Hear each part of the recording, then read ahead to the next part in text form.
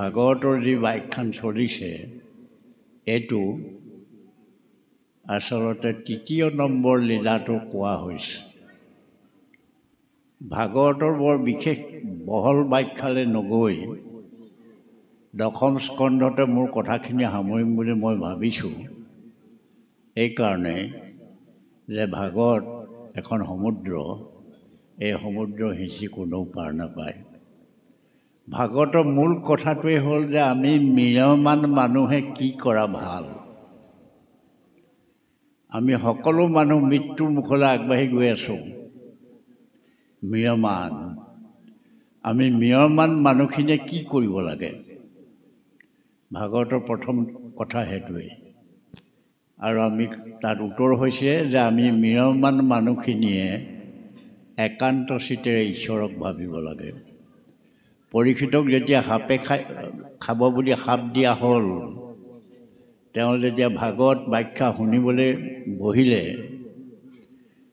সাপে খোৱা খবৰ পাই ঋষিসকল ঢেৰ ঋষি গোট খালে তাত।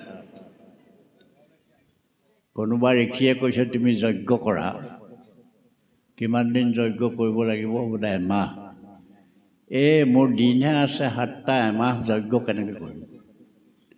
কোনোবাই ক'লে যে তুমি তপস্যা কৰা। বোলে কিমান দিন কৰিব লাগিব? বোলে এমাহ। মোৰ দিনহে দিছে 7টা, এমাহ কেনেকৈ কৰিম? এইদৰে গৈ গৈ গৈ গৈ শেষত পৰীক্ষিত আহিলে। পৰীক্ষিতে ক'লে যে তোমাক এমাহো নালাগে, 7 দিনো নালাগে, মই তোমাক মুহূৰ্তত মুক্তি লাভ কৰা উপায় দি দিব পাৰিম।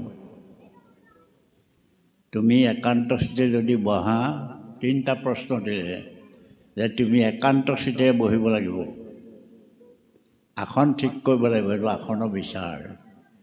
তাৰপিছত ক'লে তুমি মনক সংযম কৰিব লাগিব। তোমাৰ মনটো ককাই ভাই আছে, বংশ পৰিয়াল আছে, ল'ৰা ছোৱালী মাইকী মানুহ আছে, এইবিলাক থাকি যাব। এতিয়া মোক সাপে খাব, মই মৰি যাম, এই ভাৱনাটো মনৰ পৰা নাইকিয়া কৰিব লাগিব। আৰু শেষৰটো হ'ল তুমি সম্পৰ্ক ছেট কৰিব লাগিব। কোনোবা তোমাৰ বন্ধু, কোনোবা তোমাৰ ভাই, কোনোবা তোমাৰ পত্নী, কোনোবা তোমাৰ ল'ৰা, কোনোবা তোমাৰ বোৱাৰী, এই যিবোৰ সম্পৰ্ক, এই সম্পৰ্কবোৰ তুমি ছেট কৰিব লাগিব। আৰু তেতিয়া মই তোমাক ভাগৱত ক'ম। আৰু ভাগৱতত এনেকুৱা মহত্ব আছে যে তুমি মুক্তি পাবলৈ বেছি পৰ নালাগিব তোমাক। কিন্তু তাতে এটা কথা আছে যে ভাগৱতটো গাইছে কোনে, সেইটো এটা ডাঙৰ কথা।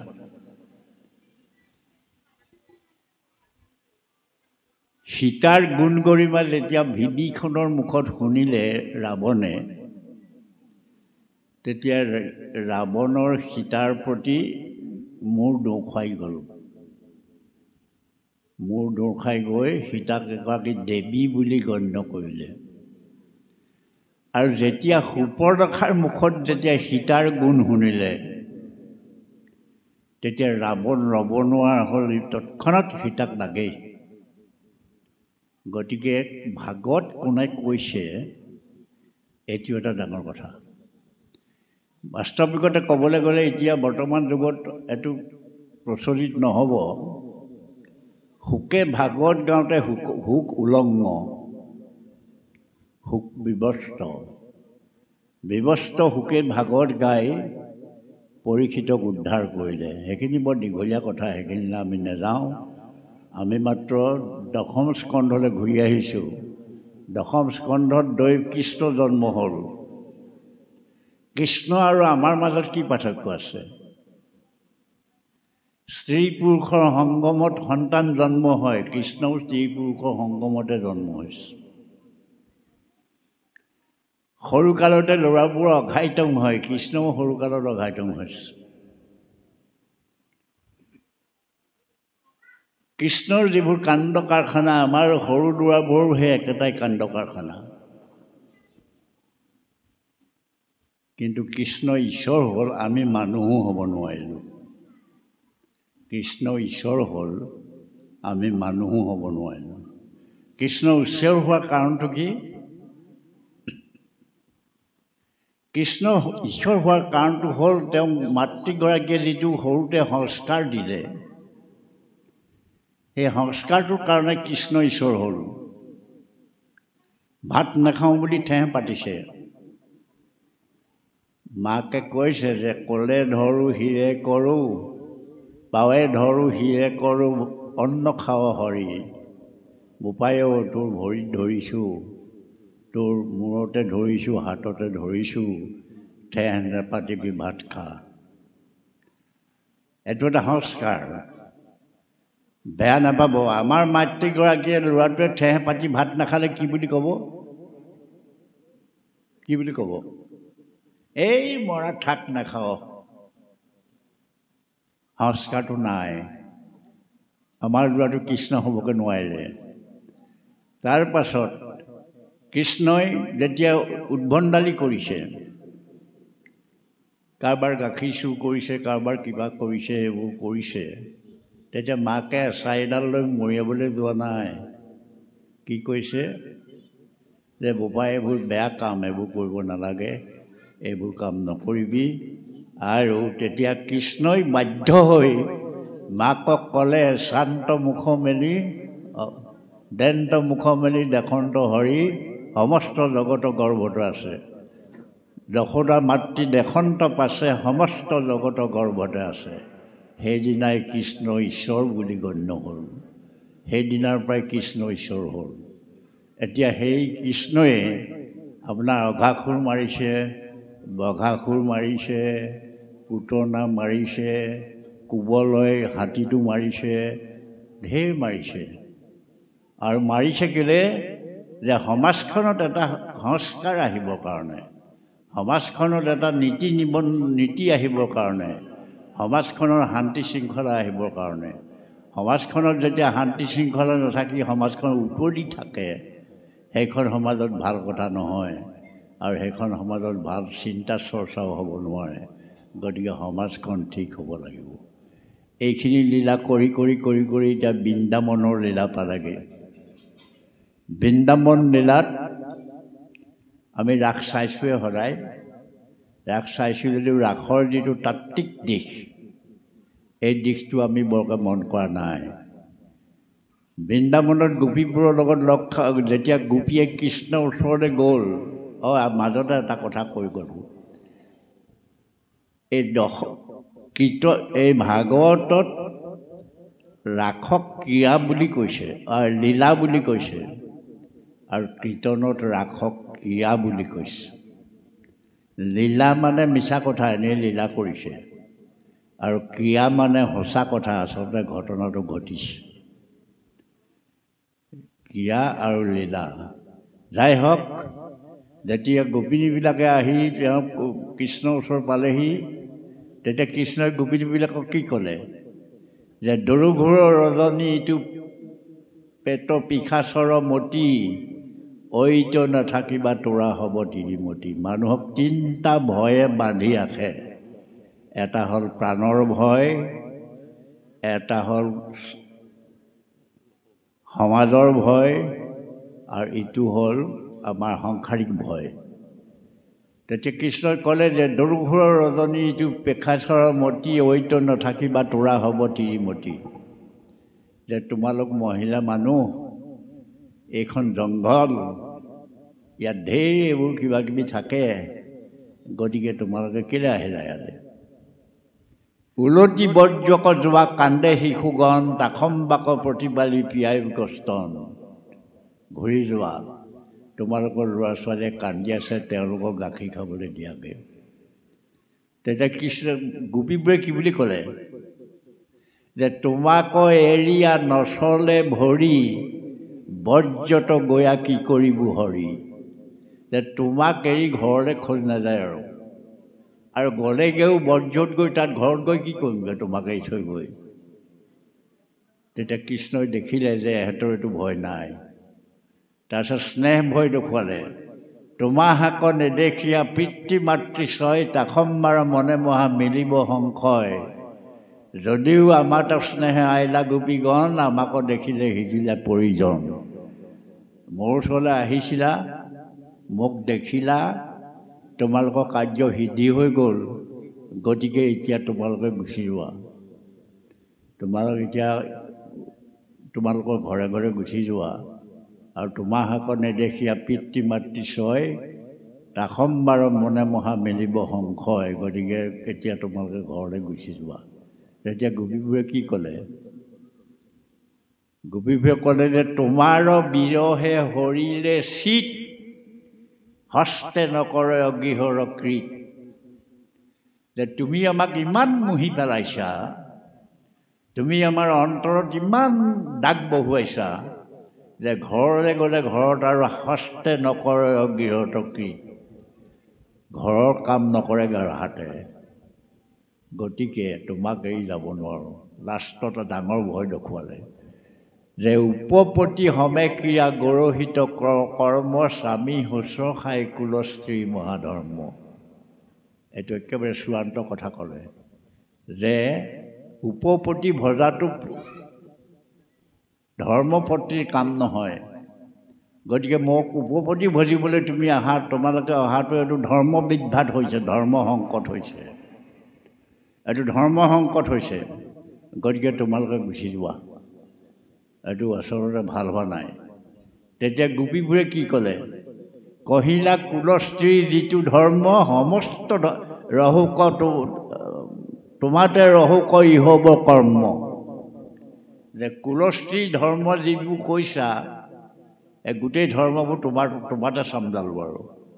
গতিকে তোমাক এৰি যাব নোৱাৰোঁ, তোমাক এৰি যাব নোৱাৰোঁ বুলি যেতিয়া কৃষ্ণক ক'লে, কৃষ্ণই দেখিলে যে এই গোপীবোৰে সমস্ত ভয় সংশয় বান্ধন চব ছিঙি ইয়ালৈ আহি গ'ল। ভয় নাই, সংশয় নাই, মমতাৰ বান্ধন নাই, সমস্ত বান্ধন ছিঙি ইয়ালৈ আহি গ'ল। তেতিয়া ৰাসৰ চূড়ান্ত পৰ্যায়টো আহিছে। ভৈলন্দ মণ্ডলকাৰ হাতে গ'লে ধৰি, সবে বোলে মোকেহে আলিঙি আছে হৰি। এই বিশ্বব্ৰহ্মাণ্ডখন ভৈলন্দ মণ্ডলকাৰ হাতে গ'লে ধৰি, আমি সকলোৱে ইজনে সিজনক ধৰি জীয়াই আছোঁ। আৰু প্ৰতিজনেই ভাবিছোঁ যে ঈশ্বৰে মোক ভাল পায়, ঈশ্বৰে মোক ভাল পায়, ঈশ্বৰে মোক ভাল পায়। গোপীসকলৰ অৱস্থা সেইটোৱে হ'ল যে সকলো সাৱতা সাৱতিকতাত আছে, কিন্তু ভাবিছে যে কৃষ্ণই মোকো ভাল পায়, কৃষ্ণই মোকো ভাল পায়, কৃষ্ণই মোকো ভাল পায়, কৃষ্ণই মোকো ভাল পায় বুলি গোটেই গোপী বলীয়া হৈ গ'ল। কিন্তু কৃষ্ণই কিমানক ভাল পালে? আমি যে এতিয়া চাকি বন্তি দিছোঁ, শুনিবলৈ বেয়া। প্ৰতিটো বন্তিয়ে, প্ৰতিডাল ধূপেই একোখন দৰখাস্ত নহয় জানো ঈশ্বৰৰ ওচৰত? একোখন দৰখাস্ত হয় এখন। আচ্ছা, ঈশ্বৰে অসম দেশত ৬০০০ কিমান নামঘৰ আছে। ৬০০০ নামঘৰত আপুনি ৫০০কে যদি বন্তি জ্বলাই দিনে, ভাদ মাহটোত বহুত কোটি টকা, কোটি পাৰ হৈ যাব। মানে ধূপ ধূনা বন্তি চাকি সিমান দৰখাস্ত হ'ব। এইটো জানিব, অলপ চিন্তা কৰিবলগীয়া কথা। সিমানবোৰ দৰখাস্তৰ মাজৰ পৰা ঈশ্বৰে কোনখন দৰখাস্ত ল'ব? এতিয়া সকলোৱে কৈছে নহয়, মোৰ গাটো ভাল হ'ব লাগে, ল'ৰাটো ভাল হ'ব লাগে, মানুহগৰাকী ভাল হ'ব লাগে, ল'ৰা ছোৱালীজনী ভাল ল'ৰা এটা পাব লাগে, মোৰ ঐশ্বৰ্য বিভূতি হ'ব লাগে, চব দৰখাস্ত। কিমান দৰখাস্ত চাব ঈশ্বৰে? ঈশ্বৰে এখন দৰখাস্ত চায়। সেই দৰখাস্তখন হ'ল, যাৰ কোনো কামনা বাসনা নাই প্ৰভু, তোমাৰ ওচৰত বন্তি এগছ জ্বলাইছোঁ বুলি যি নিস্বাৰ্থভাৱে বন্তি গছ জ্বলাই গৈছে, সেইখন দৰখাস্তকে চাব। আৰু এইবোৰ দৰখাস্ত নহয়, ভাৱনাটোহে লয় ঈশ্বৰে। ঈশ্বৰে ভাৱনাটো লয়, ঈশ্বৰে কৰ্মটো নলয় নহয়। মই ভাল কথা এটা কওঁ, আপোনালোকে হাঁহি উঠিব। এজন বৰ ধাৰ্মিক মানুহ, খুব ধৰ্মৰ কথা কৈ ফুৰে গোটেইখনতে, তেওঁ ঢুকালে। আৰু এজন খুব ৰাফ গাড়ী চলোৱা ড্ৰাইভাৰ, তেওঁ ঢুকালে। যমৰাজাৰ ওচৰত দুইগৈ খাৰা কৰা হ'ল। এইজনক সুধিলে যে তুমি কি কৰিছিলা?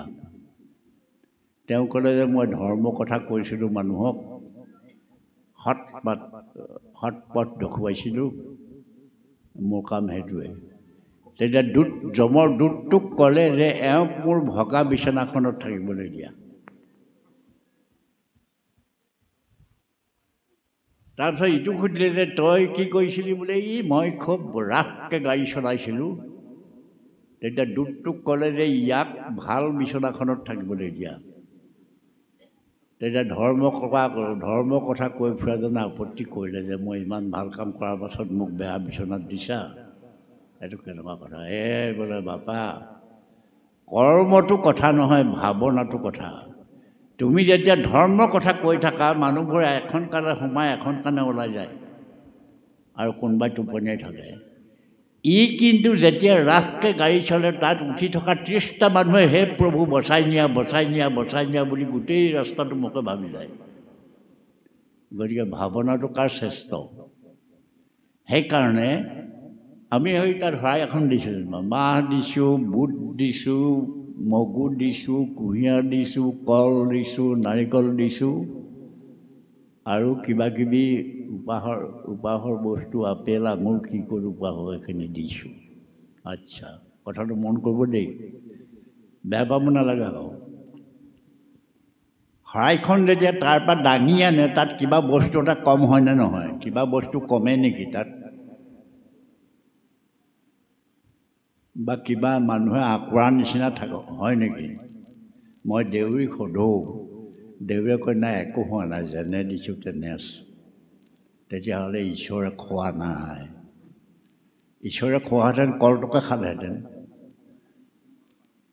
নহ'লে আপেল দুটাকে খালেহেঁতেন নহ'লেও শৰাইখন অলপমান কিবা এটা মানুহে চোৱাৰ নিচিনা বিশৃংখল হ'লহেঁতেন কিন্তু যেনে শৰাই দিছিলে তেনেই আছে তাৰমানে কি দেউৰীজনক মই কৈছোঁ যে ঈশ্বৰে বস্তুটো খোৱা নাই ঈশ্বৰে তুমি দিয়া শৰাইখন খোৱা নাই তোমাৰ ভাৱনাটোহে লৈছে ঈশ্বৰে তুমি কি ভাৱনাটোহে আচল বস্তু ভাৱেহে ভক্তি গতিকে ভাৱনাটো আচল বস্তু সেইকাৰণে ভাৱনাটো গোপীসকলৰ যিটো ভাৱনা সেই ভাৱনাটো একান্ত মনেৰে ঈশ্বৰত অৰ্পিত হ'ল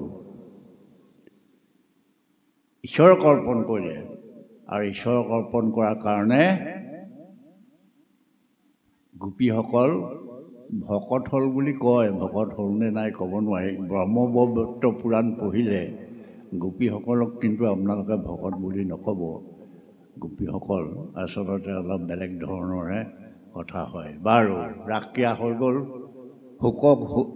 হুকে পৰীক্ষিতক কৈ আছে ভাগৱত পৰীক্ষিতে শুনি গৈ আছে পৰীক্ষিতৰ মনত এটা খোকোজা আহিলে বোলে জগত ঈশ্বৰ হুয়া মুৰাৰী কিৰিলা কেনে পৰগোপনাৰী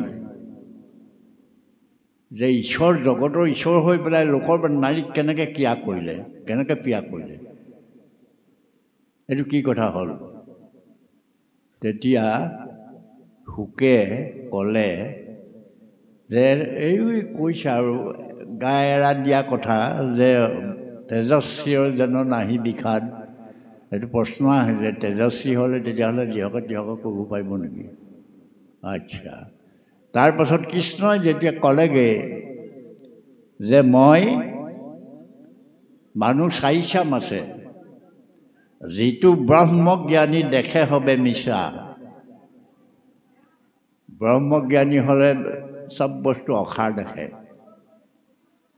যিটো পূৰ্ণ ভোগে নাহি ইচ্ছা যি সম্পূৰ্ণ পূৰ্ণই হৈ আছে তাক আকৌ ভোগ গোপীৰ লগত ক্ৰিয়া কৰাৰ একো অৰ্থ নাথাকে যিটো পূৰ্ণ ভোগে নাহি ইচ্ছা যিটো মহা অহংকাৰী একোকে নেমানে যিটো মহামূৰ্খ একোকে নুবুজে এই 4 শ্ৰেণীৰ মানুহ আছে আৰু কৃষ্ণই কৈছে যে এই 4 শ্ৰেণীৰ মানুহৰ ভিতৰত মই শ্ৰেণীটো নপৰোঁ মই আপ্তকাম মানে মই এইবোৰত নাই আৰু মই ওপৰত আৰু মই একেবাৰে ওপৰত মোক কোনো মায়া মোহ স্নেহ শ্ৰদ্ধা কথা বতৰা মোক এইবোৰে একোৱে নাপায়গৈ গতিকে বহুত ওপৰত যায় গতিকে মায়া মোহৰ কথা যেতিয়া ওলাওঁতে এটা কথা ক'ব লাগিব অৰ্জুনক কি শিকালে অৰ্জুনক শিকালে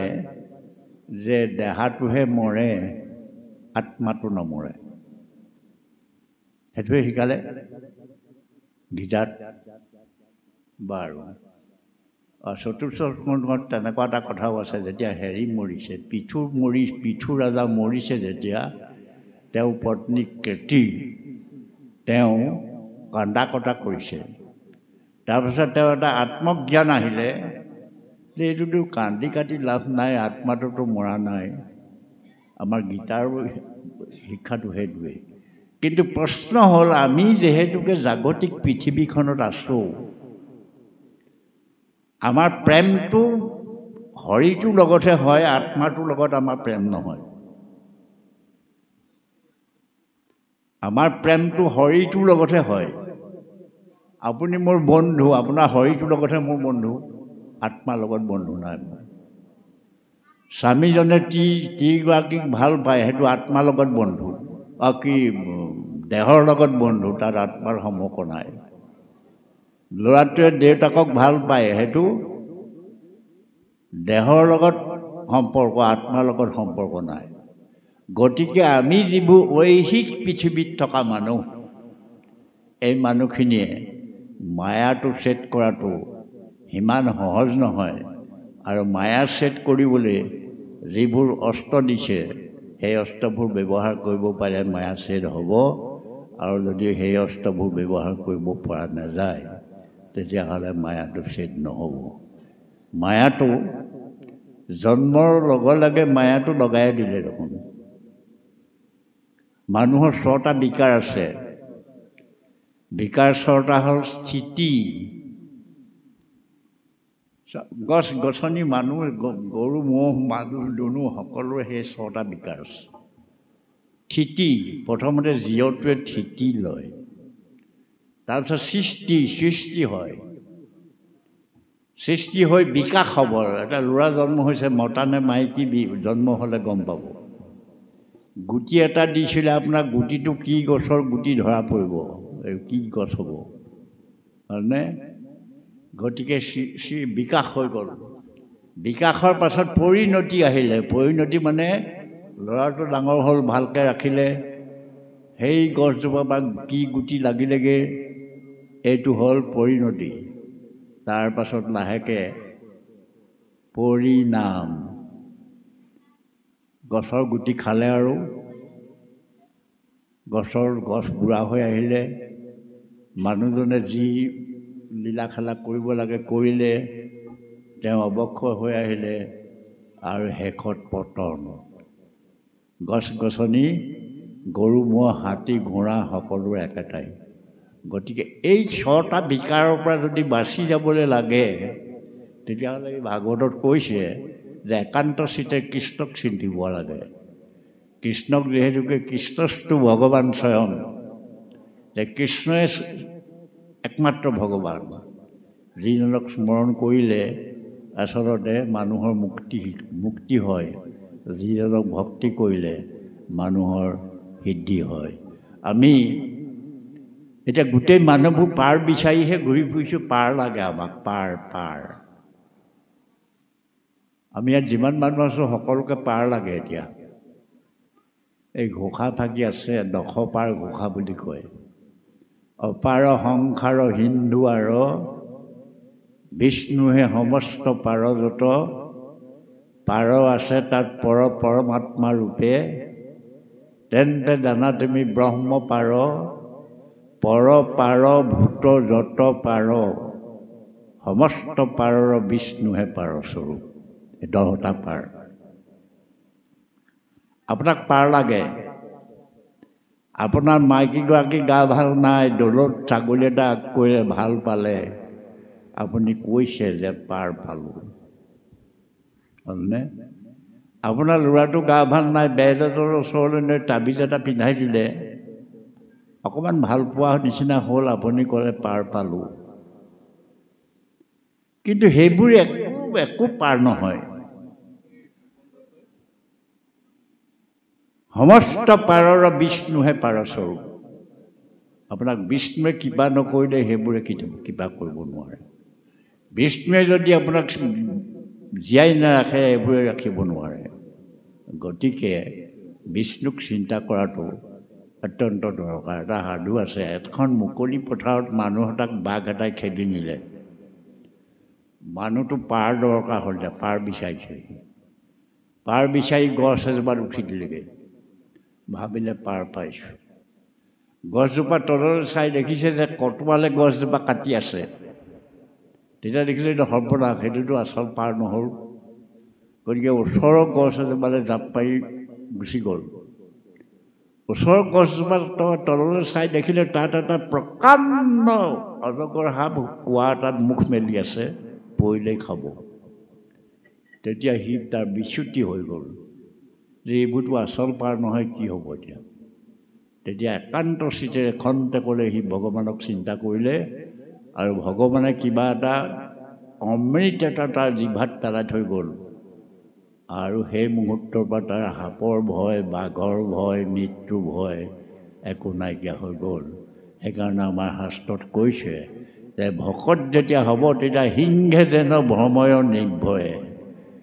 বনৰ সিংহ যেনেকৈ নিৰ্ভয়ে সৈতে ঘূৰিব পাৰে, ভকতো তেনেকৈ নিৰ্ভয়ে ঘূৰিব পাৰে। ভকতৰ ভয় আছে ক'ত? ভকতৰ ভয় নাই।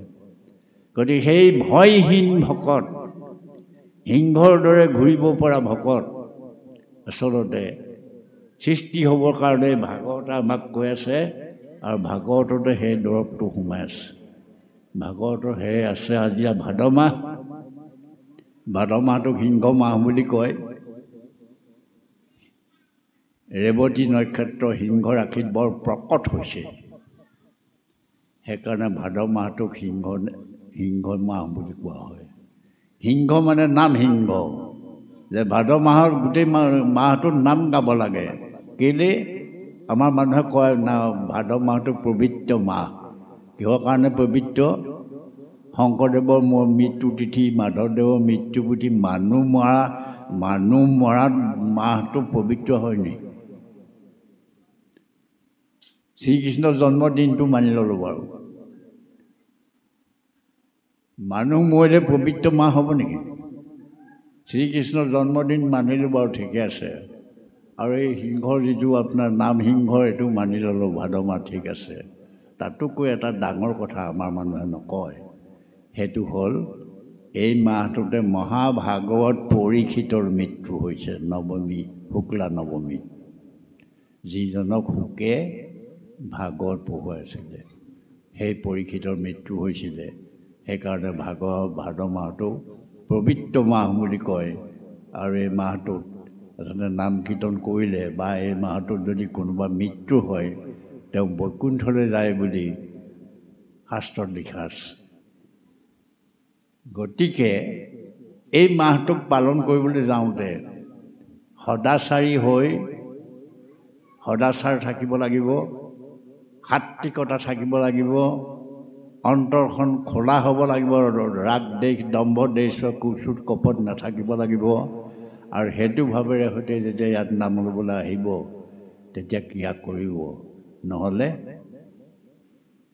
দিগদাৰ আছে। এই ভাগৱত আছে নহয়, সেইপিনে লাইন বহিলোঁ, এইপিনে লাইন বহিলোঁ, সেইখিনিতে নামাচাৰ্য বহিলে। নামাচাৰ্য কি নাম লগাই দিলে? যাদৱ মাধৱ উধাৰা বাপ, কতনো সহিব সংসাৰ তাপ। আমি বোৰে গালোঁ, নামাচাৰ্যই লগাই দিলে। কি বুলি ক'লে? যে হে যাদৱ, হে মাধৱ, পৃথিৱীত তাপ কিমান সহ্য কৰিম, আচলতে মোক উদ্ধাৰ কৰা, এইবুলি ঈশ্বৰক প্ৰাৰ্থনা কৰিলোঁ। কিন্তু ইয়াৰ পৰা ওলাই যোৱাৰ পাছত পৃথিৱী তাপলৈ মনত পৰে জানো? তিনিটা তাপ, তিনি তাপে হুয়া সন্তাপিত, তিনিটা তাপ, আধি ভৌতিক তাপ। এতিয়া ভূমিকম্প এটা মাৰে যদি আমি গোটেইবোৰ লৰ নামাৰিমনে? আধি ভৌতিক। বিৰাট ধুমুহা এটা মাৰি যদি নামঘৰৰ টিংটো উঠাই নিয়ে, আমি ঘৰলৈ চব গুচি নাযামনে? আধি ভৌতিক তাপ। আধি ভৌতিক তাপৰ পৰা মানুহ ৰক্ষা পাবলৈ উপায় নাই। এতিয়া যদি এইখিনি বজ্ৰপাত এটা পৰে, বজ্ৰপাতটো পৰিলে এই ঘৰটো এৰি থৈ আহিলে, ল'ৰাটো থাকি আহিলে, মানুহজনী থাকি আহিলে, কি হৈছে, যাওঁ ঘৰলৈ যাওঁ, লাগি গ'ল হুলস্থুল, আধি ভৌতিক, আধি জৈৱিক তাপ। বাঘে খাব, সিংহই খাব, সাপে খাব, এইবোৰে খাব, কিবা কিবি খাব। জীৱৰ পৰা যিটো তাপ আহে, জীৱ, এইখিনি যদি সাপ এডাল আহি নাচি ফুৰেহি, আপোনাক কোনোবা থাকিব নি ইয়াত? ইয়াত কোনোবা থাকিব নি? ভাল যদি চকৰি ফেটি সাপ এটা ইয়াত এইফালৰ পৰা সেইফালে, সেইফালৰ পৰা সেইফালে নাচি ফুৰে, কোনোবা থাকিব নি? বা কিবা কাৰণে যদি বাঘ এটা সোমাই আহে, নাথাকে। শেষৰটো তাপেই হ'ল সাংঘাতিক তাপ, সেইটো হ'ল আধ্যাত্মিক তাপ। আধ্যাত্মিক তাপ মানে হ'ল যে মই 84 লক্ষ জীৱন অতিক্ৰম কৰি মানুহৰ জন্ম পাইছোঁহি। 84 লক্ষ জোনী জাত হৈ মই আহি এইবাৰ মানুহ হৈছোঁহি। গতিকে যেতিয়া মানুহ হৈছোঁহি, গতিকে মই মানুহৰ কাম কৰি ইয়াৰ পৰা সংসাৰৰ পৰা বিদায় মাগিব পাৰোঁ নে নোৱাৰোঁ, এইটোৱে হ'ল আধ্যাত্মিক তাপ। 84 লক্ষ জীৱন মনুষ্য, কিন্তু ইয়াত যদি বেয়া কাম কৰি যায় বিপদ আছে। কিন্তু সেইটো আমাৰ নামঘোষাত লিখা আছে, মনুষ্য জন্মৰ কৰ্মে অনেক জনিত ফুৰি বাৰে বাৰে ভমিলো অপাৰ, কতনো ভুন দিলো নাহি পাৰ। যে মনুষ্য জন্মত মানুহ হৈ মই যিবোৰ কাম কৰিলোঁ সেইবোৰত মোৰ বৰ কিবা হৈ গ'ল, গতিকে আকৌ বাৰে বাৰে ভমিছোঁ অপাৰ, কতনো ভুন দিছোঁ নাহি পাৰ। কিমান ভুন দিছোঁ তাৰ পাৰ নাই। ইবাৰ কৰোণাময়, হে প্ৰভু মই আকৌ মানুহ হ'লোহি। ইবাৰ কৰোণাময় শৰণে শৰণ ল'লোঁ, নকৰিবা মোক পৰিহাৰ। যে মোক আৰু এবাৰ তুমি নেৰিবা, মই আকৌ মানুহ হ'লোহি। মই আৰু কিমান জুনিজাত হ'ম, জুনিজাত হৈ মোৰ সংসাৰ একদম ত্যক্ত হৈ গৈছে। তেতিয়াৰ দিনত মানুহবোৰ জুনিজাত হয়। আজি এতিয়া যদি প্ৰশ্ন সোধা যায়, কিমান জুনিজাত সন্তান আছে সুন্তলীচিগাত? জুনিজাত সন্তান নাই, গৰ্ভজাত সন্তান আছে। জুনিজাত সন্তান নাই। অকণমান পেটটো বিষালে ফালি কেঁচুৱা উলিয়ালে। আগতে কি আছিলে? 3 দিন 4 দিন কষ্ট ভুগি থাকে ল'ৰা জন্ম দিবলৈ। আৰু সেই যে কষ্ট ভুগি থাকে, কষ্ট ভুগি থকা মাকজনীয়ে ল'ৰাটোলৈ যিটো চেনেহ, এই পেটটো ফাটি উলিয়াই অনা, পেটটো ফালি উলিয়াই অনা ল'ৰাটোলৈ সেইটো চেনেহ থাকিব নোৱাৰে। সেইকাৰণে কথা এটা আছে যে সন্তানে সন্তাপ দিয়াই পুত্ৰই পালন কৰে। আজি আপোনাক খবৰ দিলেহি যে আপোনাৰ ল'ৰাটো বাইকে সৈতে পৰি আছে ৰাস্তাত, সন্তাপ। আজি আপোনাক খবৰ দিলেহি যে আপোনাৰ ল'ৰাটোৱে মদ খাই ৰাস্তাত পৰি মানুহ মাৰিছে, সন্তাপ। আহি আপোনাৰ টেটুত চেপা মাৰি ধৰিছেহি যে মোক ভাল বাইক এখন লাগে বুলি আপোনাৰ টেটুত চেপা দিছেহি, সন্তাপ। হয়নে? ভাতগাল সজাই থৈছে, আহি পেলাই ঘাংকৈ দলিয়াই ইফালে পেলাই দিছে, সন্তাপ। আপুনি বিচনাত টোপনি যাব নোৱাৰে। গতিকে এই সন্তানৰ পৰা সন্তাপ। সেই সন্তানটোক পুত্ৰৰে পৰিৱৰ্তন কৰিব লাগিব। তাক সংস্কাৰ দিব লাগিব, তাক শিকাব লাগিব, তাক ধৰ্মৰ কথা শিকাব লাগিব, তাক চৰিত্ৰৰ কথা শিকাব লাগিব, তাৰ সামাজিক মূল্যবোধৰ কথা শিকাব লাগিব। তাক গোটেই বস্তুখিনি শিকাই এজন সংস্কাৰী মানুহ তৈয়াৰ কৰিব লাগিব। তেতিয়াই সি আপোনাক পালিব, নহ'লে ক'ত পালিব আপোনাক? তেনেকুৱাতো আছে এইবোৰ। এইখন মই এটা দিছিলোঁ, 2,85,00,000 মানুহে বক্তৃতাটো চালে। বক্তৃতাটো আছিল যে ল'ৰাটোৱে ঘৰ এটা সাজিছে 3 মহলীয়া শীত তাপ নিয়ন্ত্ৰিত। তাত কুকুৰটোলৈ ৰুম এটা আছে, মাক বাপেকলৈ ৰুম নাই।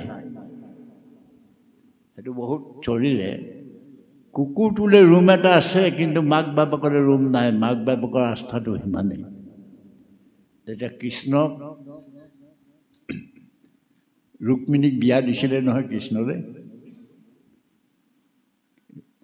দিওঁতে শশীপ্ৰভাই খুব কান্দিছে, ছোৱালী উলিয়াই দিওঁতে খুব কান্দিছে। আৰু পঞ্চকোটি পুত্ৰ মাতে মাজে জীও একো সানি, সন্মুখে জানিবা মোৰ জীও, কাবও কৰিছোঁ হেৰা পালিবা গোসানী, বিয়নী যেহেন আপোনাৰ জীও। কলায়ে বোকায়ে তুলিলোহু দুখে, ৰুক্মিণী শিশুমতী, দিনে পঞ্চদোষ ক্ষমিবা বিয়নী কৰিছোঁ মই মিনতি। ছোৱালী চন্দ্ৰাই দিওঁতে মাকে বুলি কান্দিছে। এইটো মাৰটো হয়। আচ্ছা, আজিকালি নাই বাৰু। তেতিয়া কৃষ্ণ মাকে বিয়নীয়েকক ক'লে, বিয়নী কি কান্দি মেলি আছাহে, এইবোৰ কান্দিব নালাগে নহয়। তোমাৰ এখে যি জোঁৱাই তোমাৰ এখে ঘৰ, তুমিহে আপোন হৈবা আমি হৈবো পৰ। কথাটো বুজি পাইছেনে? তোমাৰ এখে যি জোঁৱাই তোমাৰ এখে ঘৰ, তুমিহে আপোন হৈবা আমি হৈবো পৰ। আমি দৰাৰ মাক ক'ৰবাতে থাকিম, তুমিহে আপোন হ'বা। সেইকাৰণে এতিয়া দৰা বা ঘৈণীয়েকৰ মাক বাপেকক মা দেউতা বুলি কয়, নিজৰ মাক বাপেকক কি বুলি কয়? বুঢ়া বুঢ়ী বুলি কয়, বুঢ়া বুঢ়ী বুলি কয়। গতিকে তুমিহে আপোন হৈবা আমি হৈবো পৰ। এই যিটো পদ্ধতি চলি আছে এতিয়া, সমাজখন কেনেকৈ বদলি গৈছে এতিয়া? সমাজখন বদলি যাবলৈ আৰু কোনো উপায় নাই এতিয়া। সমাজ একদম চূড়ান্ত ৰূপত বদলি গ'ল। সমাজ বদলি হৈ আমি পুৰণি যিবোৰ মানুহ, এই পুৰণি মানুহবোৰ থাকিবলৈ ঠাই নাইকিয়া হৈ গ'ল। এতিয়া আৰু এটা কথা ওলাইছে নহয়, ডাঙৰ কথা সেইটো। সেই কথাটো আপোনালোকৰ ফালে হৈছে নাই ক'ব নোৱাৰি, এইফালে হৈছে। একে ঘৰৰ পৰা দুজনী বোৱাৰী পলাই গৈছে। সেইবোৰ কি হৈছে? কিহৰ কাৰণে? খাবলৈ নাপাই গৈছে? নহয়। পিন্ধিবলৈ নাপাই গৈছে? নহয়। পকা ঘৰ নাই কাৰণে গৈছে? নহয়। কিহৰ কাৰণে গৈছে? সতি সন্ততি নাই কাৰণে গৈছে? নহয়। কিহৰ কাৰণে গৈছে? চাৰিত্ৰিক যিটো দুৰ্বলতা, চাৰিত্ৰিক যিটো স্খলন, সেই স্খলনটোৰ কাৰণে তেওঁলোকে সেইটো কামত লিপ্ত হৈছে। সেইটো আদৰ্শ হ'ব নোৱাৰে, সেইটো গৰিহণাৰ যোগ্য, সেইটো গৰিহণা দিব লাগে। গতিকে সমাজখন ঠিককৈ ৰাখিবলৈ আৰু এটা কথা আপোনালোকক মই কৈ থ'লোঁ দেই, ব্যৱসায়ৰ কাৰণে যে এটা বস্তু উলিয়াইছে, এইটো বৃদ্ধ আশ্ৰম। বৃদ্ধ আশ্ৰম সেইটো ব্যৱসায়। আমাৰ সংস্কৃতিত বৃদ্ধ আশ্ৰম নাই। আমাৰ মাক বাপেকে নোৱাৰিলে ভাৰ পাতি লৈ ফুৰা উদাহৰণহে আছে। আমাৰ মাক বাপেকে নোৱাৰিলে ভালকৈ তেওঁলোকক সেৱা শুশ্ৰূষা কৰাৰ কথাহে আছে। এইটো পালিব নোৱাৰি বৃদ্ধ আশ্ৰমত থৈ আহোঁগৈ বুলি গোটেই ভাগৱত দিয়ক, ভাগৱতে নাই কোৱা। ভাগৱতে সেইটো কোৱা নাই। যদি ভাগৱতকে সাক্ষী কৰি আমি চলি আছোঁ, তেতিয়াহ'লে ভাগৱতে সেইটো আমাক কোৱা নাই। ভাগৱতে কিছুমান বিসংগতিপূৰ্ণ কথা কৈছে, কিন্তু এইটো কথা কোৱা নাই। ভাগৱতে কৈছে যে আমি এতিয়া ভকতি কৰিবই নালাগে। আমিতো ভকতি কৰিবই নালাগে। ব্ৰাহ্মণ, ক্ষত্ৰিয়, বৈশ্য, এই তিনি জাতি নুশুনিবে কৃষ্ণৰ কথা কাণ পাতি। নুশুনে, আজিকালি নুশুনে নহয়, এইবোৰ নুশুনে। কৈৱৰ্ত অন্তৰ্য আৰু বৈশ্যগণ, ঈশ্বৰৰ কথা শুনি থাকে সৰ্বক্ষণ। অন্তৰ্জাতিসকল, কৈৱৰ্তসকল, যিবোৰ বৈশ্য আছিলে, যিবোৰ মানুহ, সেই মানুহবোৰহে ভকতি কৰিব এতিয়া। আমাৰবোৰৰ মাজত এতিয়া ভকতি নাই। আমাৰবোৰৰ মাজত ভকতি নাই মানে কিয়? আমাৰ বিশ্লেষণটো বেছি হৈ গ'ল,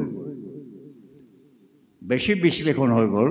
এতিয়া দশম স্কন্ধটোকে যদি আপুনি বিশ্লেষণ কৰে, ঢেৰ বস্তু ওলাব, ঢেৰ কিবা উলিয়াব। এইটো আপোনাৰ ইঙলা, এইটো পিঙলা, এইটো সুষমা, ঢেৰ তেনেকুৱা ব্যাখ্যা কিছুমান উলিয়াব। কিন্তু কথাটোতো বাস্তৱ কথা। তাত ইঙলা পিঙলা সুষমাৰ কথা নাই। ইঙলা পিঙলা সুষমাটো হ'ল একদম আধ্যাত্মিকৰ চূড়ান্ত পৰ্যায়। সেইটো পৰ্যায়লৈতো এইখন যোৱাগৈ নাই, এইটো যোৱা নাই। গতিকে এইটো বাস্তৱ কথা এটা। সেইকাৰণে এই কথাখিনি আচলতে পঢ়োঁতেও অলপমান মন কৰিব লাগে। আৰু এই কিতাপবোৰো সৰ্বনাশ কৰিব। এতিয়া ভাগৱত বহুত আছে নহয়। এইখন কাৰ গাইছে? দত্ত বৰুৱা গাইছে। হয়নাৰায়ণ দত্ত বৰুৱাখন গাইছে, সেইখন বেয়া নহয় বাৰু। কেশৱানন্দ বুলি এজনৰ এখন আছে। হয়নাৰায়ণ দত্ত বৰুৱাত নিমিনৱ সম্বাদ নাই, কেশৱানন্দৰ নিমিনৱ সম্বাদ আছে। তাৰপাছত আছে নবীন শৰ্মা বুলি এখন, সেইখনত এইবোৰ অকণ অকণ গ্ৰাস গজেন্দ্ৰ যুদ্ধখন কিমান ডাঙৰ যুদ্ধ, চতুৰ্থ স্কন্ধৰ। সেইখনত কিমান আধ্যাত্মিক কথা আছে, তাত কেইটামান লাইন লিখি সেইখন সামৰিছে। বিষ্ণু পুৰাণ, আমাৰ সকলো ধৰ্মৰ একদম মূল গ্ৰন্থখনে হ'ল বিষ্ণু পুৰাণ। সেই বিষ্ণু পুৰাণে যিটো কয় আমি সেইটোকে মানিব লাগে। হৰিবংশ বুলি এখন আছে, এতিয়া হৰিবংশই কয় শাওণত অষ্টমী পাতিবা, আমাক ভাগৱতে কয় ভাদত অষ্টমী পাতিবা। গতিকে শাস্ত্ৰবিলাকৰো কোনো মত হেৰি নাই। শাস্ত্ৰ অনেক শাস্ত্ৰৰ ভিন্ন মত, কেৱে তাৰ নপাৱন্ত তত, ব্ৰহ্মা হৰে নপাৱন্ত পাৰ, মনুষ্যে বুজিবে কিবা তাৰ। যে ভাগৱতৰ শাস্ত্ৰৰ সীমা নাই। গতিকে আচলতে কথা হ'ল বুদ্ধিক হতস্থ কৰিয়া আপোন আত্মাক জানে নিশ্চয়। মূল বস্তুটো হ'ল বুদ্ধিক হতস্থ কৰক, আত্মাক হতস্থ কৰক, আৰু সেই আত্মাতে ঈশ্বৰক বিচাৰক। আপুনি কৈছে এইটো মোৰ ল'ৰা, ক'ত পালে আপুনি ল'ৰাটো? আপুনি ক'ত পালে ল'ৰাটো? যদি আপোনাৰ ল'ৰা, আপুনি থাকোঁতে ল'ৰাটো কোনে মাৰি নিব পাৰেহে। কিন্তু সিটো মৰি গৈছে। অপাৰ সংসাৰৰ নাও ডুবু ডুবু পাই, আপুনি আচন্ত পিতৃ পুত্ৰ মৰি যায়। কোনে নিলে সেইটো? গতিকে আমি ওপৰতে কিছুমান কৰোঁ, ৰোগীজনে ঔষধত লয় হৰণ, ঔষধৰ সমে দেখা তাহাৰ মৰণ। নৌকাত হৰণ লয় মজিয়া সাগৰে, নৌকা সমে দেখা সাগৰতে মজি মৰে। কামাতুৰ স্ত্ৰীকৰ স্বামীয়ে লয় হৰণ, এহিমতে ঈশ্বৰক নলৱে হৰণ, দুখ এৰাই বাক মাত্ৰ কৰয় যতন, বৃথা কৰয় যতন। ঈশ্বৰক সেইটো আস্থাৰে সৈতে নধৰে। দ্ৰৌপদী বস্ত্ৰ হৰণ হওঁতে কি কৈছিলে? কৃষ্ণই দ্ৰৌপদীয়ে কৃষ্ণক সুধিছে যে মোৰ বস্ত্ৰ হৰণ কৰোঁতে তোমাক ইমান মাতিলোঁ, তুমি মোৰ ওচৰত নাহিলা। তেতিয়া কৃষ্ণই ক'লে তুমিতো মোক মতা নাই, তুমি তোমাৰ গাৰ কাপোৰখন যিমান টানকৈ ধৰি আছা সিমানটো হেঁপাহে মোক মতা নাই তুমি।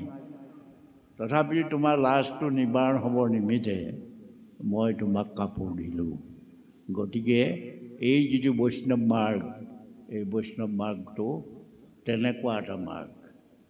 যেতিয়া অশ্বত্থামাই দ্ৰৌপদী ল'ৰা 5টা কাটি লৈ আহিলে, দ্ৰৌপদী বেজাৰত শেষ নাই, ইমান বেজাৰ লাগিছে। তেতিয়া অৰ্জুনে ক'লে যে মই অশ্বত্থামাৰ মূৰটো কাটি আনোগৈ, তুমি ৰ'বা খন্তেক। তাৰপৰা ধৰি আনিলেগৈ অশ্বত্থামাক। দ্ৰৌপদীয়ে ক'লে যে ইয়াক মেলি দিয়া। কেলে? বোলে মই যিটো পুত্ৰ সন্তাপ পাইছোঁ সেইটো মই বুজিছোঁ, ইয়াক হত্যা কৰিলে গৌতমীও সেই একেটাই সন্তাপ পাব, তেওঁক সেইটো সন্তাপ দিয়াত মই নাই। গতিকে তেওঁক মুকলি কৰি দিয়া। সেইটোৱেই হ'ল বৈষ্ণৱ দৰ্শন, সেইটোৱেই হ'ল বৈষ্ণৱৰ আচল কথা। আচল মাৰিলেও কাটিহাৰ নকৰে দুনাই, ঈশ্বৰকে সঁচা মানি থাকে সৰ্বদাই। গতিকে ঈশ্বৰৰ ইচ্ছা আমি মানুহ হৈ আছোঁ। ঈশ্বৰৰ ইচ্ছা আজি বৰষুণ অহা নাই, ঈশ্বৰৰ ইচ্ছা ধুমুহা অহা নাই, ঈশ্বৰৰ ইচ্ছা বজ্ৰপাত অহা নাই। সেইকাৰণে অৰ্জুনক কথাবোৰ কৈ লাষ্টত অৰ্জুনে কি ধৰিলেগৈ যে আকাশত যে চন্দ্ৰ সূৰ্যবোৰ আছে এইবোৰ কোনে কৰিছে? আকাশত যে চন্দ্ৰ সূৰ্যবোৰ আছে এইবোৰ কোনে কৰিছে? তেতিয়া কৃষ্ণ বিম্বত পৰি ক'লে যে তুমি আমি আদি হবে প্ৰকৃতিৰ বৈশ্য, প্ৰকৃতি কৰাৱে যিটো হৈবেক অৱশ্য। যে মই কি ঈশ্বৰ? মই ঈশ্বৰৰ প্ৰকৃতিৰ ওপৰত ঈশ্বৰ নহয়, মই প্ৰকৃতিৰ ওপৰত ঈশ্বৰ নহয়, প্ৰকৃতিৰ যি ইচ্ছা সেই ইচ্ছা চলি যাব। মই প্ৰকৃতিৰ ওপৰত ঈশ্বৰ নহয়, গতিকে তুমি আমি আদি হবে প্ৰকৃতিৰ অৱশ্য, প্ৰকৃতি কৰাৰ যিটো হইবে অৱশ্য। গতিকে প্ৰকৃতিয়ে যিটো কৰে, আপুনি জন্ম হৈছে,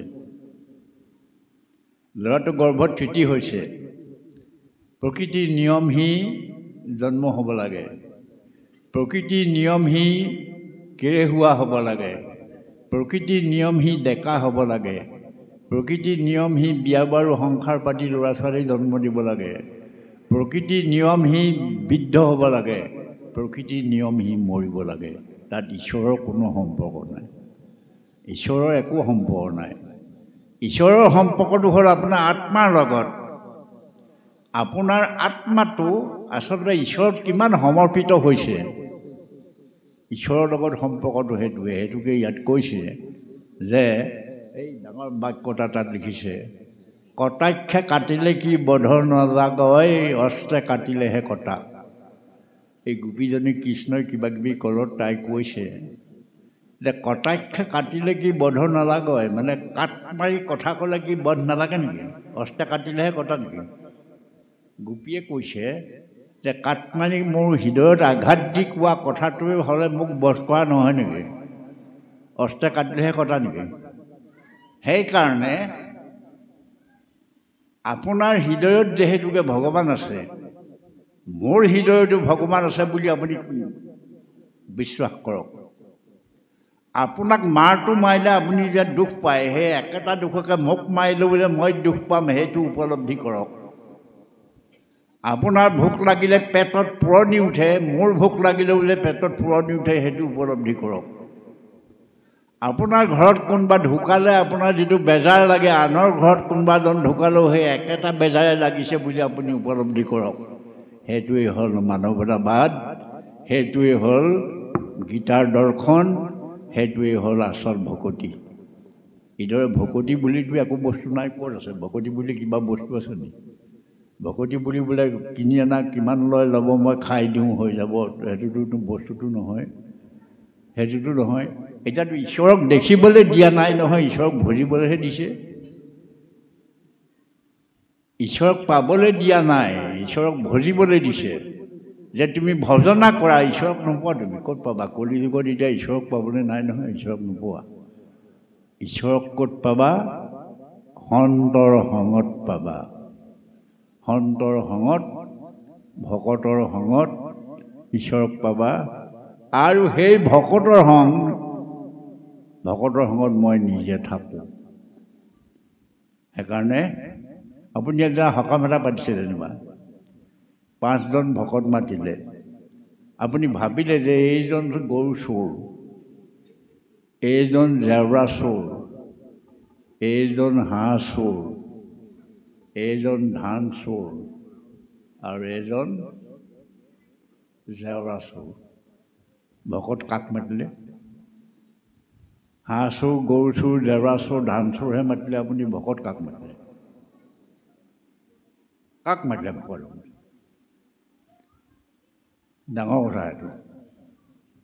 গতিকে শাস্ত্ৰই এটা উপায় দিছে যে ভকততে ঈশ্বৰৰ মূৰ্তি দেখিবা সাক্ষাৎ।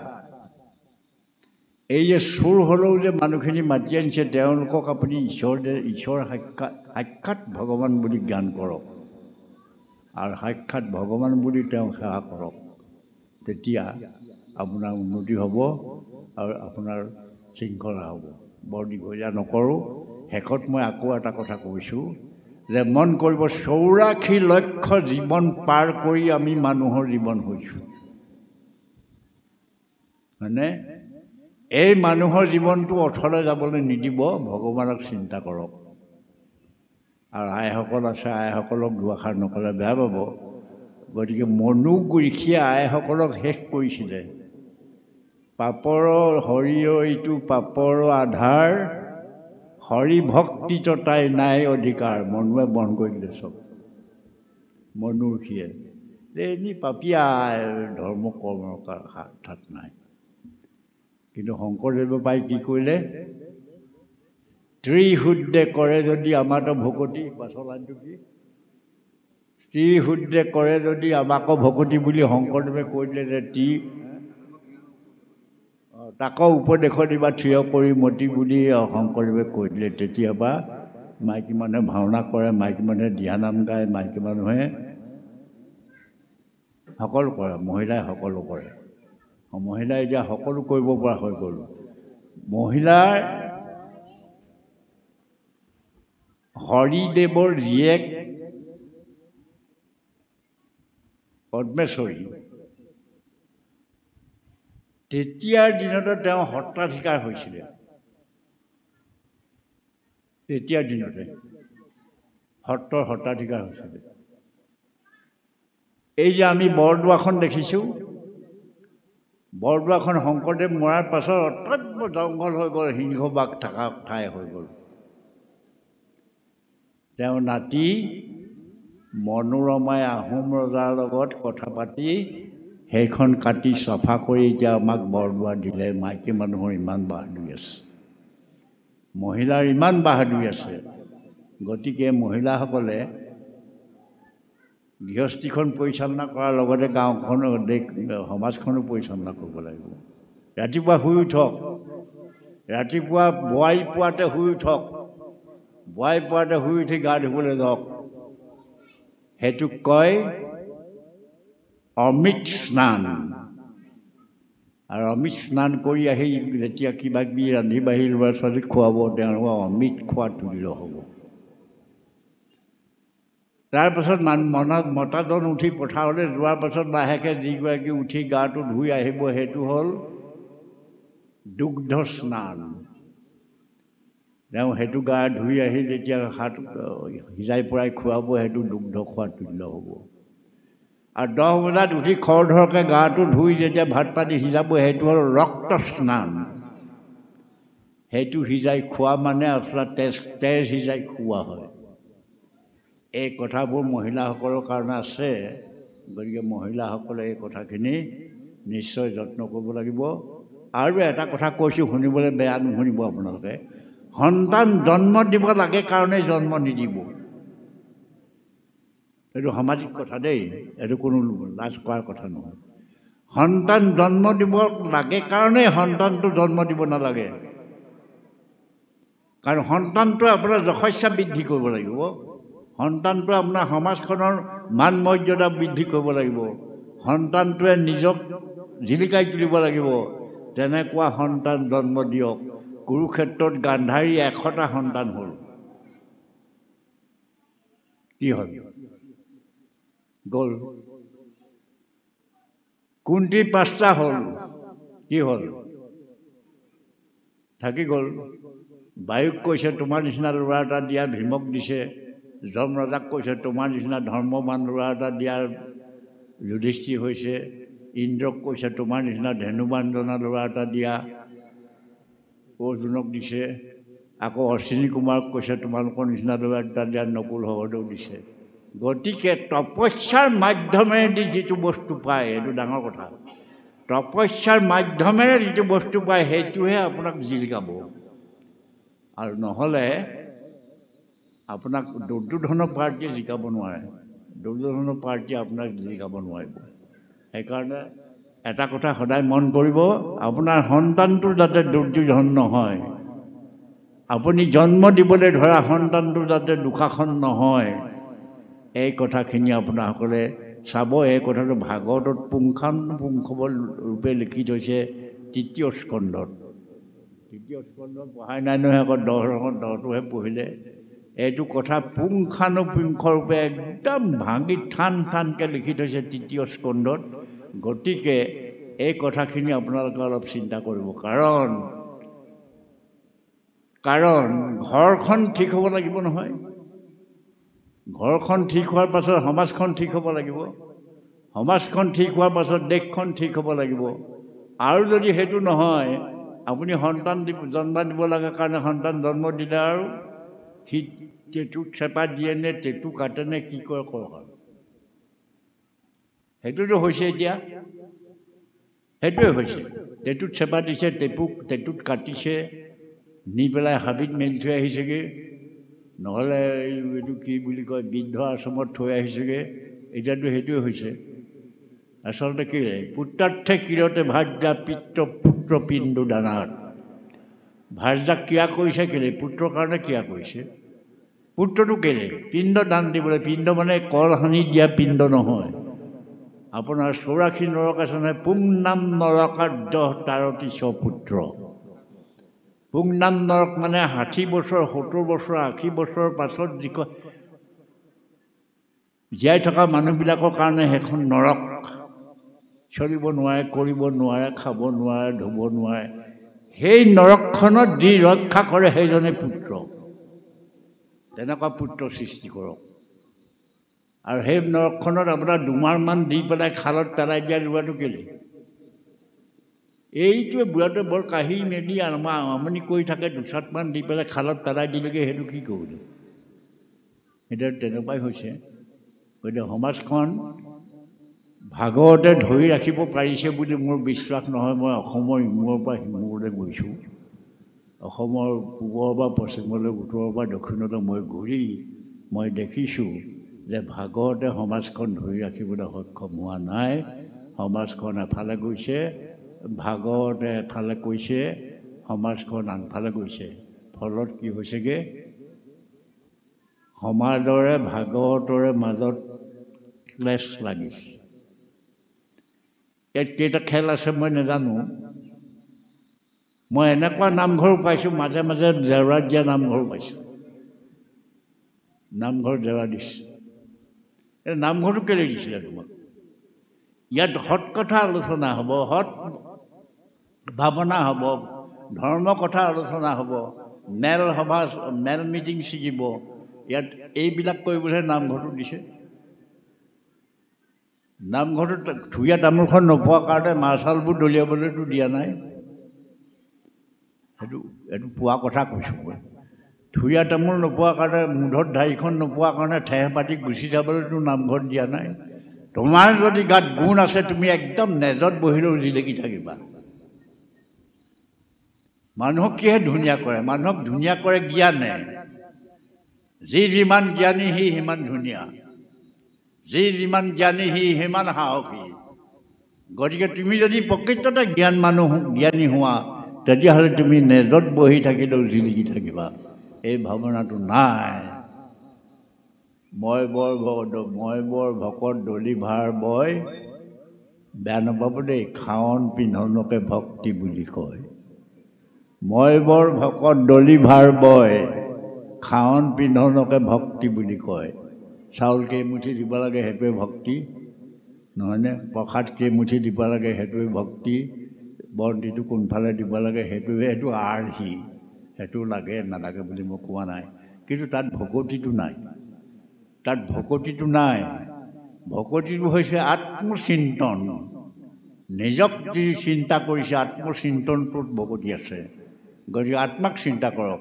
হে প্ৰভু, তুমি দিয়া সন্তান এইটো তুমি যেনি নিয়া নিৰ্দিষ্ঠিত হৈয়া তুমি যেন কৰাই বাহা স্বামী ঋষিকেশ কৰিও তেনেয়। হে প্ৰভু, মোৰ হৃদয়ত স্থিতি লৈ তুমি মোক যিহকে কৰোৱা মই তাকে কৰিম।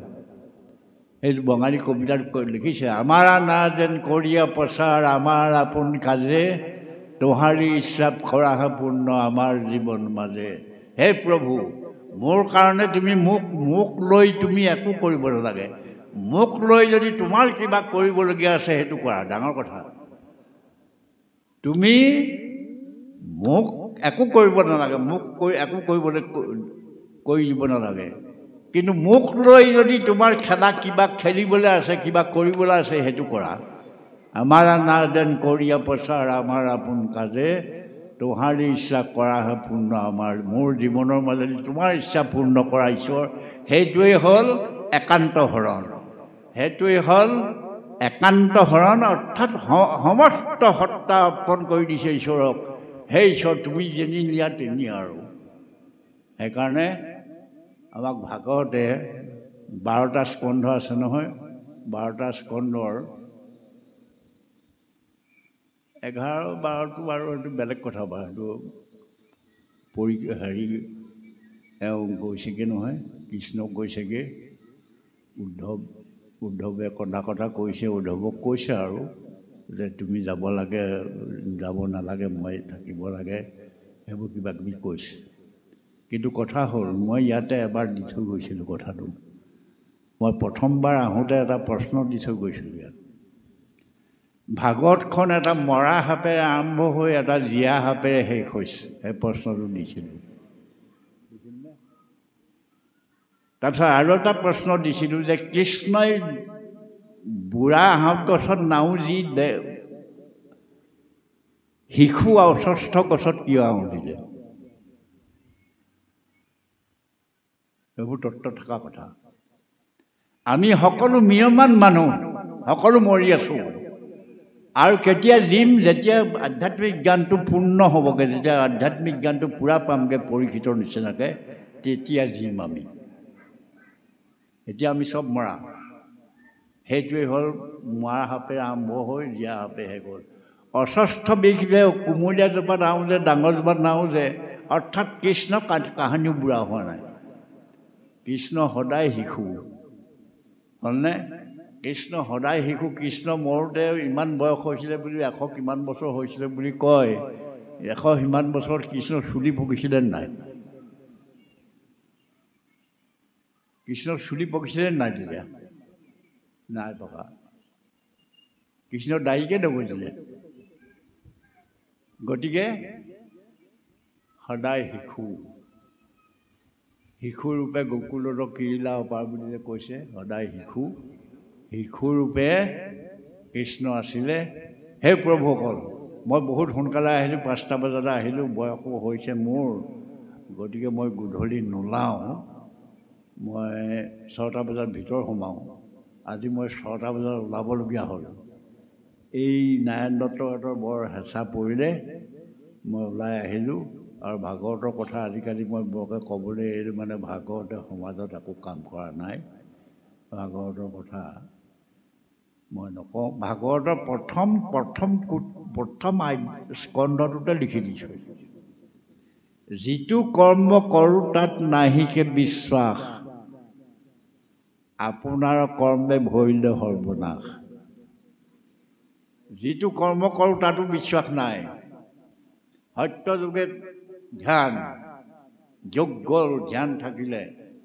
তেতা যুগত যজ্ঞ, যোগ গ'ল যজ্ঞ থাকিলে। দ্বাপাৰত পূজা, যোগ গ'ল পূজা থাকিলে। গতিকে মোৰ মিখলীয়া ভক্তি ঘোঁৰাৰ চিঙাৰ, চিঙাৰত সুখ নাই কটি ভাঙে তাৰ। আমি এতিয়া মিহলীয়া ভক্তি কৰি আছোঁ। নহ'লেতো দুৰ্গা পূজাত প্ৰসংগ কৰোঁগৈ না, আমি নাৰায়ণ দত্তই কৰেগৈ। দুৰ্গা পূজাত প্ৰসংগ কৰেগৈ নেকি? লক্ষ্মী পূজাত প্ৰসংগ কৰোঁগৈ নি আমি? চব মিহলীয়া মিহলীয়া মিহলীয়া হৈ গ'ল। কাৰণ নামটো সৃষ্টি হৈছিলে সেইবোৰৰ বিপৰীতেহে, সেইবোৰৰ বিপৰীতেহে নামটো সৃষ্টি হৈছিলে। আকৌ সেইবোৰতে যদি এইটো সোমোৱাই দিওঁগৈ কি হ'ব? এতিয়া গঢ়ৰ চাউল আজিকালি কমিছে, আগতে খুব গঢ়ৰ চাউল খুৱাই নহয় মানুহ। কোলাৰ দৰ্ব আজিকালি এইফালে আছে নাই ক'ব নোৱাৰোঁ, আমাৰ ফালে কমিলে। কোলাৰ দৰ্বৰ চাউল খুৱাই গ্ৰহ পূজা।